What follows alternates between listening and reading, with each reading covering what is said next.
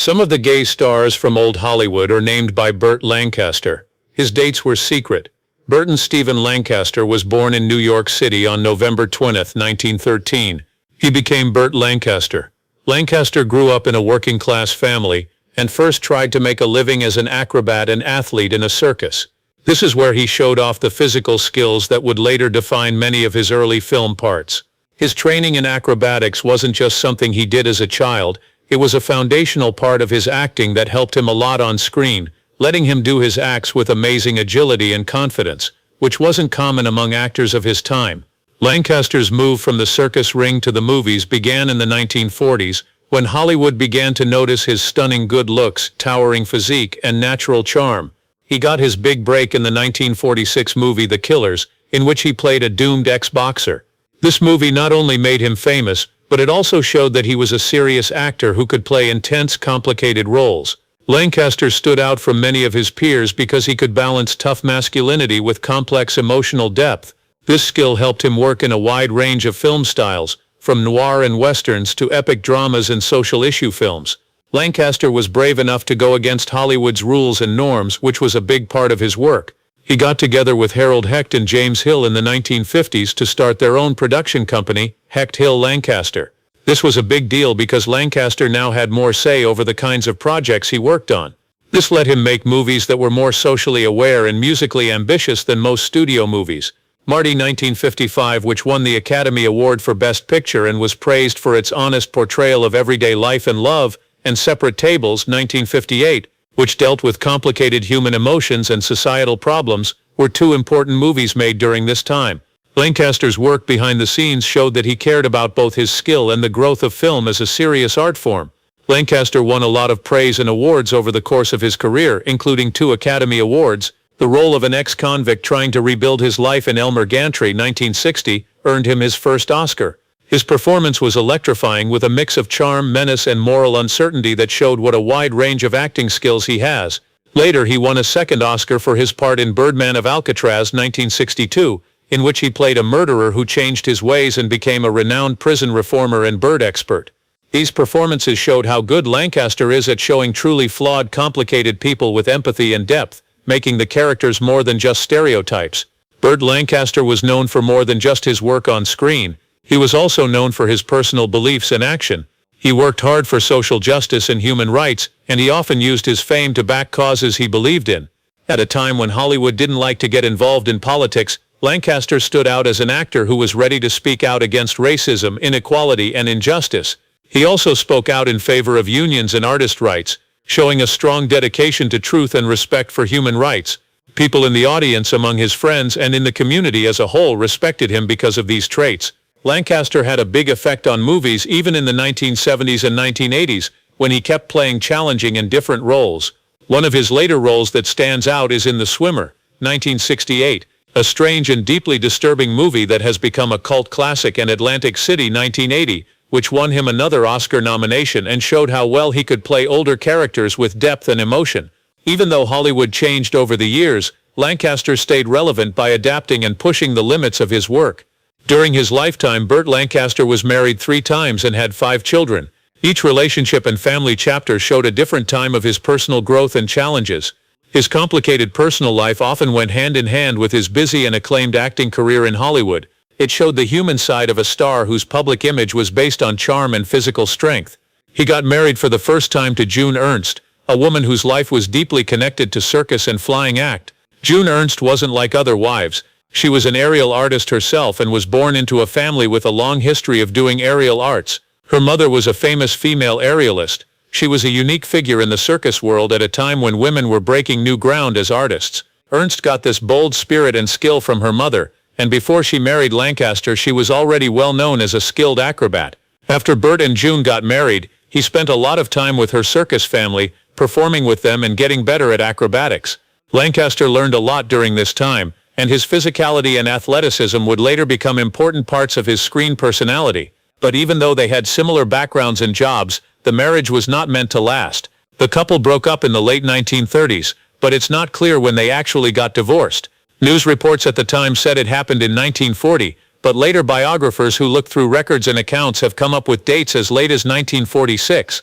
This difference has made it harder to figure out when Lancaster's other relationships and marriage to his second wife happened. In his second marriage, he married Norma Anderson. They met through a unique set of circumstances during World War II. Norma Anderson, 1917 to 1988, was a stenographer who filled in for an actress who got sick in a USO show for American troops in Italy. At this point in time, fate stepped in. Norma saw Burt Lancaster in the crowd on her way from the airport to town. She was immediately struck by how good-looking and powerful he was. It is said that she became curious and asked a close officer, "Who is that handsome officer? Is he married?" The police officer saw a chance and set up a blind date for them that same night. When they met, it was the start of a long and important part of Lancaster's life. They got married in 1946, and from then on their relationship would be complicated and controversial. Norma cared deeply about political and social issues and turned her enthusiasm into activism. Their Bel Air home had a room set aside for printing presses and mailing supplies for large groups. This showed how much Norma cared about the League of Women Voters, an organization whose mission is to educate and encourage voters, especially women, to take part in democracy. Besides that, she had been a member of the NAACP all her life, and she and Burt both cared deeply about civil rights. Before the important March on Washington in 1963, the couple held a fundraiser for Martin Luther King Jr. and the Southern Christian Leadership Conference. This showed how committed they were to social justice at a very important time in American history. Together, Burt and Norma had 5 children: James Lancaster, Susan Lancaster, Joanna Lancaster, who became a film producer, and Siegel, pronounced Sheila Lancaster. Bill Lancaster went on to make a name for himself as an actor and screenwriter. On the outside, their family seemed publicly active and supportive, but their marriage was full of problems. Personally difficult times and Lancaster's demanding job made their partnership difficult. The couple broke up in 1966, and their divorce was finalized in 1969. Burt Lancaster started a long-term unstable relationship with Jackie Bone, a hairdresser who worked on the set of the movie The Professionals, which was one of his most important projects in the late 1960s and early 1970s. But the relationship ended quickly. A lot of drama and intensity went into their relationship. In a very public incident, Bone smashed a wine bottle over Lancaster's head at a dinner party where important people from the business were present, including director Sidney Pollack and actor Peter Falk. This episode showed how intense and often troubled their relationship is. When Jackie Bone became religious, the end of their relationship was inevitable. Lancaster, a man with many beliefs and personal values, allegedly couldn't find a way to reconcile their different spiritual paths, which is what caused them to break up. Burt Lancaster married Susan Martin in September 1990. It was his third and last marriage. This marriage was very different from his other relationships. It was quieter and less closely watched by the public. Until his death in 1994, it lasted, and it gave Lancaster company in his last years. At times when Lancaster was having health problems and thinking about his long and successful career, Susan Martin was his partner. In the last few years of his life, Burt Lancaster, who was once Hollywood's most macho man, is said to have told close friends a shocking and very personal part of his past. He had hidden relationships with some of the most famous and well-known men of his time. During the golden age of Hollywood, Lancaster negotiated a complicated web of love, secrecy, and shared weakness. At the time, being gay was not only frowned upon, but it could also ruin a career. Cary Grant was one of the most beautiful and well-trained actors of his time, and Lancaster was charmed by his well-trained charm, sharp wit, and mysterious smile. In the late 1940s, they met at an event for the movie business. Both were already stars, but they were moving in different movie groups. After living with actor Randolph Scott for years in what many later called a romantic relationship, Grant carefully created an image of sophistication and straight appeal. Lancaster said that their bond was electric, but they were careful. A relationship that grew over secret weekends at beach houses off the Pacific Coast Highway. Even with someone as brave as Lancaster, Grant was very private, and you could feel his fear of being found out. Even though it was very emotional, their relationship was short. When it ended, Grant hid himself deeper in his fortress of privacy because he didn't want to risk his carefully kept image. The fact that Lancaster said he had a short, strange relationship with J. Edgar Hoover was the notorious head of the FBI in the middle of the 20th century. He had a lot of political and cultural power. Hoover was never married, but he was said to have been in a long-term relationship with his assistant Clyde Tolson. Hoover wasn't an actor, but he had close ties to Hollywood because he had a lot of power over how law enforcement and morality were portrayed in the media. Lancaster remembered meeting Hoover at a charity gala in Washington, D.C., through common friends.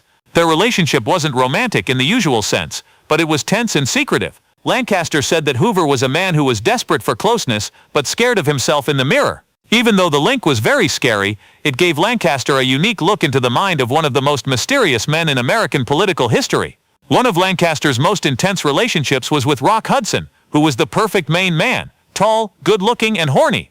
From a movie set in the early 1950s, they met, and their relationship grew during Hudson's peak fame. Hudson was constantly scared of being found out because he was closely watched by studio workers. Sadly, that fear came true when he died of AIDS in 1985, forcing everyone to face the truth he had been hiding for decades. Lancaster said that Hudson had a kind heart, but the body of a warrior. He said that Hudson wanted love but always felt like it was out of reach. Long trips through the desert were a part of their bond. They went somewhere away from the media so they could breathe easy, even if it was just for the weekend. Lancaster respected Hudson's need for privacy, and their relationship ended not because they didn't care about each other anymore, but because they couldn't stay together in a world that required them to lie. The name Ricky Nelson, the teen hero and clean-cut TV star from The Adventures of Ozzie and Harriet, was the most surprising one on Lancaster's list. At the time, Nelson was almost 20 years younger than Lancaster. In the early 1960s, Nelson allegedly had a short and troubled relationship with Lancaster. Lancaster was already a big star at that point, while Nelson was still having a hard time turning from a child performer into an adult artist. Even though they were only together for a short time, Nelson felt very close to Lancaster, who was both a guide and a protector to him.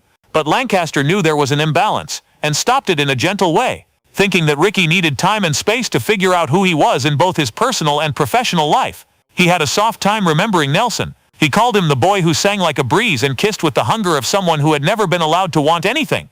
Lastly, there was Marlon Brando, who Lancaster said was one of the most interesting and talented people on his list. Brando was impulsive, strange, and openly rebellious, which was everything Lancaster wasn't. Lancaster remembered that their relationship was very hot. They met at an event in Hollywood in the late 1950s that was political, and they hit it off right away. It was raw, electric, and impossible to contain. Brando, who was known for being sexually fluid and defying norms, wooed Lancaster with intelligent arguments, provocative challenges, and a sensuality that she couldn't refuse. Their relationship was a mess because of pride, artistic competition, and a desire to mentally and physically beat each other. Lancaster said that Brando was the only man she had ever met who could break her just by looking at her. Their relationship went on and off for a few years, ending only when keeping it a secret and their different personalities got too much for them to handle. Each of these relationships, which were kept from the public, painted a very different picture of Burt Lancaster than what was shown on TV. There was a man behind the image of the brave hero and rough leading man. He had loved deeply, sometimes recklessly, and always in quiet. Lancaster didn't want to make a big deal out of releasing these names late in life. He did it to free himself from years of hiding, protecting, and acting like a truth that made him who he was, more than any movie role ever did. He had his third heart attack at 4:50 a.m. and died at his apartment in Century City, Los Angeles. On October 20, 1994, his body was burned and his ashes were spread out under a big oak tree in Westwood Memorial Park in Westwood Village, California. The spot is marked by a small square ground sign with the words Burt Lancaster 1913 forewritten on it. As he had asked, there was neither a tribute nor a funeral for him.